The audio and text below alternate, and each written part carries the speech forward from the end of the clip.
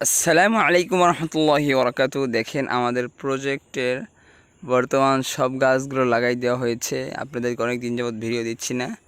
তো দেখেন এই যে সব মরিচ গাছগুলো লাগানো হয়ে গিয়েছিল, কিছু গাছ মারাও গিয়েছে। তো ইনশাল্লাহ আমাদের জন্য দোয়া করবেন যাতে করে এই গাছগুলো চেঞ্জ করে নতুন গাছগুলো লাগাইতে পারি, এবং আপনারাও এই বিষয়ে সতর্ক থাকবেন। সামনে থেকে শিখার অনেক কিছু রয়েছে।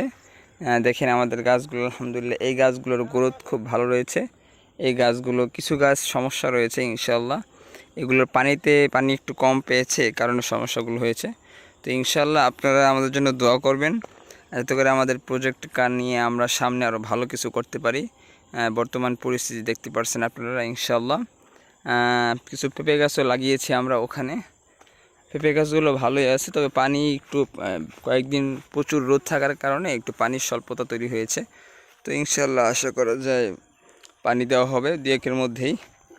পানি সেচ দেওয়া হলে এগুলো সব ঠিক হয়ে যাবে ইনশাল্লাহ। এই যে পেঁপে গাছগুলো দেখতে পাচ্ছেন আমাদের, ইনশাল্লাহ আমাদের জন্য দোয়া করবেন।